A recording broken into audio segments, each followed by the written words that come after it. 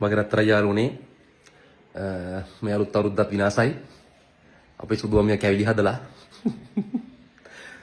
මේ බලමු අපි සුදුවමිය හදලා තියෙන්නේ මොනවද කියලා. මේ අලුත් අවුරුද්දට අපිට කැවිලි හදලා තියෙන්නේ. උන් තා කහණියක් ආවා.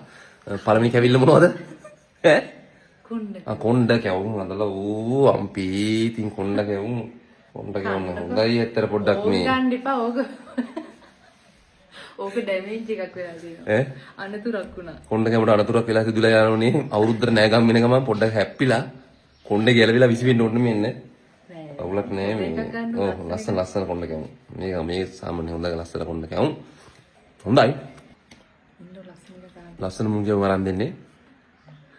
යාළුවනේ. අවුලක් නෑ යාළුවනේ පාටත් හොඳයි කදිමයි. මේ අලුත් අවුරුද්දන පොඩ්ඩක් මේ ලයින් එක ගහලා දිනවා ලස්සනද. අලු හැදුවේ නැද්ද? නෑ. ඔය කන්න කිව්වද නෑ. අලු හදලා නෑ යාළුවනේ. ගිය පාර චාටර් වෙච්ච ඉඳ අපේ නෝනා අලු හදලා නෑ.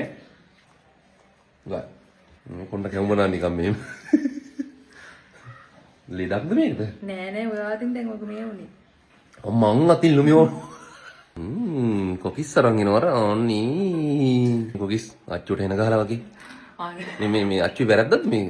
නෑනේ. ඔයා හොඳ පිළිවෙලට තියෙන එකක් ගන්නකෝ. ඉතින් අහුවෙන්නේ ඒවනේ ආ මේක පිළිවෙල තියෙන කොකිස්. හොඳයි. රහයි. පිළිවෙල වලට තියෙනවාද? එනිමේ ඉතින් මේ අවුරුද්දේ රස කැවිලි මේසේ අවුලක් නැහැ. හිත හදාගෙන ඉන්න පුළුවන්. ෂේප් එකේ අලුව හැදුවන් තමයි කෙලිය.